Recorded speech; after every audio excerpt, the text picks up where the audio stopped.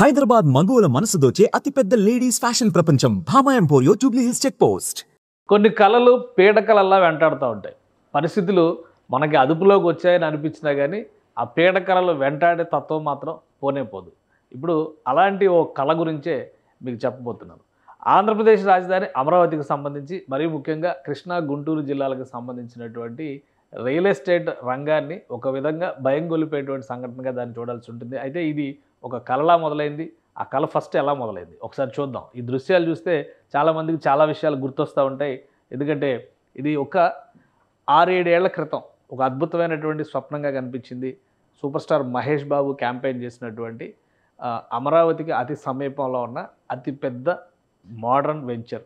ఇంకా చెప్పాలంటే అమరావతిలో అతి త్వరలో అందుబాటులోకి రాబోయేటువంటి ఒక ఐకానిక్ వెంచర్గా దీన్ని విశ్లేషించారు. సో ఆ కళకు సంబంధించినటువంటి విజువల్స్ ఇవి. ఇది రాను రాను ఏ రకంగా మారిపోయింది, ప్రస్తుతం 2025లో ఇది ఏ విధంగా ఉంది ఒకసారి తెలుసుకునేటువంటి ప్రయత్నం చేద్దాం. ప్రైవేట్ రియల్ ఎస్టేట్ సంస్థ రామకృష్ణ హౌసింగ్ ప్రైవేట్ లిమిటెడ్ ఇది ఒక పెద్ద వెంచర్ కింద అప్పట్లో నోటిఫై చేసింది. చాలా పనులు కూడా మొదలుపెట్టింది.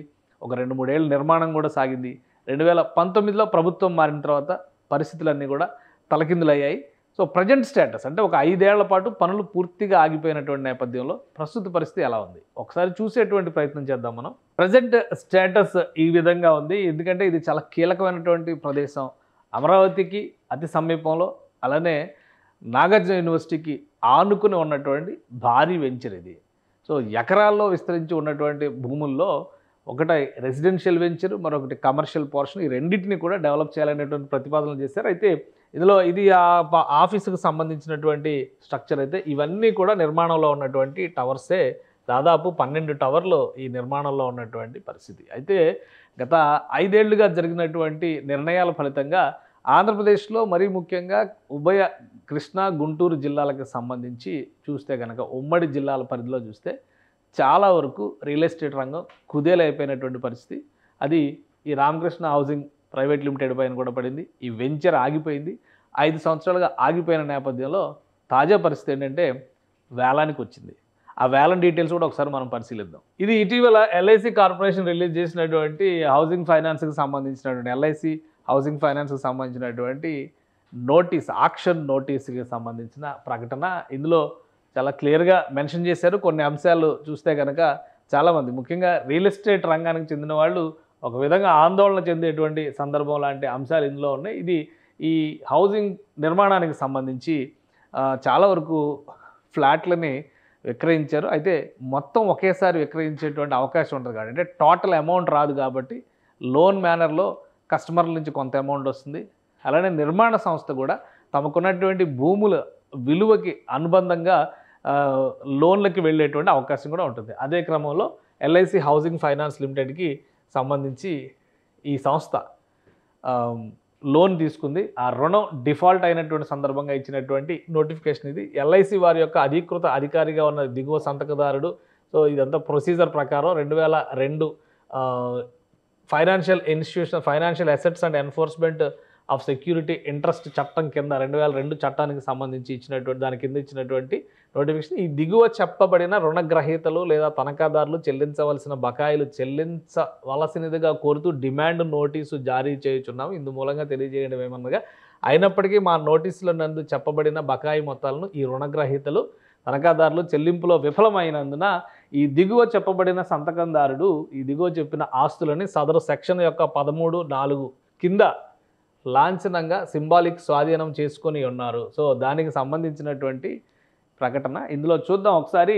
సెక్యూరిటీ ఆస్తికి సంబంధించి లోన్ అకౌంట్ నంబర్లు ఇచ్చారు. ఒక 3 విభాగాలుగా తీసుకున్నటువంటి లోన్ అకౌంట్ నంబర్లు, అలానే సెక్యూరిటీ ఆస్తికి సంబంధించినటువంటి వివరాలు. Tower number 3, tower number 4 and 5. ఈ ఆస్తి యొక్క షెడ్యూల్ వివరాలు ఆంధ్రప్రదేశ్ గుంటూరు జిల్లా పెదకాకాని సబ్ జిల్లా, అలానే మంగళగిరి మండలం కాజా గ్రామ పంచాయతీ ఏరియా, ఆచార్య నాగార్జున యూనివర్సిటీ వెనుక వైపు కాజా గ్రామం, సర్వే నంబరు 83 ఆఫ్ B3 నందు 18,428 చదరపు గజాలు లేదా 15,408 చదరపు మీటర్లు. మొత్తం ఎంత సెంట్లలో కూడా చెప్పారు ఇది. అందులోని రామకృష్ణ వెనూజియా మరియు 18,428 చదరపు గజాలు లేదా 15,408 చదరపు మీటర్లు లేదా 3.8075 సెంట్లు. సో అది క్లియర్గా ఇచ్చారు. అందులో ఉన్నటువంటి మెన్షన్డ్ ఆస్తి వివరాలకు సంబంధించి అంశాలు ఇచ్చారు. దీనికి సంబంధించి రిజర్వ్ ధర 230 కోట్ల రూపాయలు. అలానే ఆ ధరకు సంబంధించినటువంటి డిపాజిట్ కూడా 230 అంటే 23 కోట్ల రూపాయలు డిపాజిట్ చెప్తున్నారు.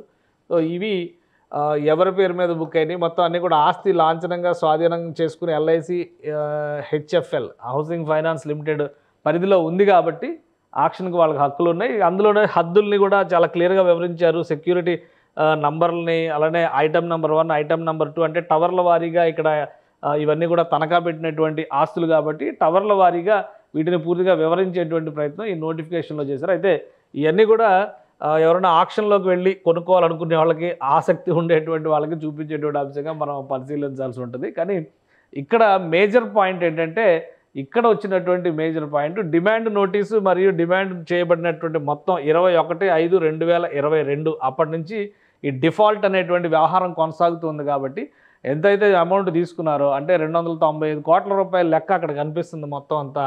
సో అది తీసుకుని పేమెంట్ చేసేటువంటి క్రమంలో విఫలమయ్యారు అనేటువంటి ఆలోచన ఉంది. కాబట్టి 30/1/2025 అంటే ఈ సంవత్సరమే జనవరి 30వ తేదీన మొత్తం సింబాలిక్గా ఈ ఆస్తి మొత్తాన్ని స్వాధీనం చేసుకుంది ఎల్ఐసి.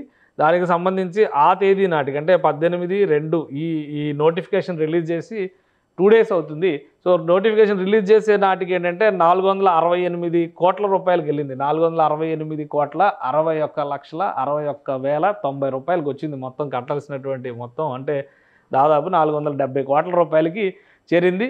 ఇక అందుకని ఈ వేళకి ఆక్షన్కి వెళ్ళిపోవాలని డిసైడ్ చేసింది ఎల్ఐసి హౌసింగ్ కార్పొరేషన్. దానికి సంబంధించినటువంటి సర్వీస్ ప్రొవైడర్ ఆ డీటెయిల్స్ అన్నీ కూడా ఇచ్చింది. మార్చి నెల వరకు కూడా సమయం ఇచ్చింది. ఆస్తి తనిఖీ కొరకు సమయం ఉంది కాబట్టి ఫిబ్రవరి 22వ తేదీ నుంచి మార్చి 1వ తేదీ వరకు దీనికి సంబంధించిన పరిశీలనలు జరపడానికి వాటికి అవకాశాలు ఉన్నాయి. అంతా కూడా ఆన్లైన్ టెండరింగ్లోనే నడుస్తుంది. ఈ ఆప్షన్ అంతా కూడా ఆన్లైన్లోనే తీసుకునేటువంటి అవకాశం ఉంది. మొత్తం అన్ని రకాల పొడిగింపులతో ఈ ఆప్షన్ సమయం కూడా 22/3/2025 11 గంటలకి డిసైడ్ చేశారు. సో ఇంత పెద్ద ఆస్తిగా మొత్తం ఒక ఎవరు ఊహించిన స్థాయిలో ఒక పెద్ద కమ్యూనిటీని అక్కడ ఎస్టాబ్లిష్ చేయాలనేటువంటి ఆలోచనని ఈ సంస్థ చేసింది. అన్ని టవర్లు అంటే మీరు ఒకసారి ఇప్పుడు ఉన్నటువంటి ప్రజెంట్ డే ఫొటోస్ అండర్ కన్స్ట్రక్షన్లో ఉన్నటువంటి ఫోటో డీటెయిల్స్ మనం చూసినా కానీ దాదాపుగా 12 టవర్ల నిర్మాణం వివిధ దశల్లో ఉంది. అంటే కొన్ని అంతస్తుల్లో ఆగిపోయి ఉన్నటువంటి నిర్మాణం అనమాట. ఇది ఒకటి టవర్ 1, ఇది టవర్ 2, ఇది టవర్ 3, అలానే టవర్ 4, ఇక్కడ ఇంకొక 2 ఉన్నాయి. 5, 6, 7, 8, 9, 10, 11, 12 మొత్తం 12 టవర్లు ఇక్కడ విజిబుల్గా కనిపిస్తున్నాయి. ఇవి కాకుండా ఇక్కడ ఒక కమర్షియల్ ప్రాపర్టీస్ కన్స్ట్రక్షన్ కూడా ఉంది. అయితే 3 టవర్లకు సంబంధించి మాత్రం తనఖాలో ఉన్నటువంటి ఆస్తిగా ఎల్ఐసి హౌసింగ్ కార్పొరేషన్ అనౌన్స్ చేసింది.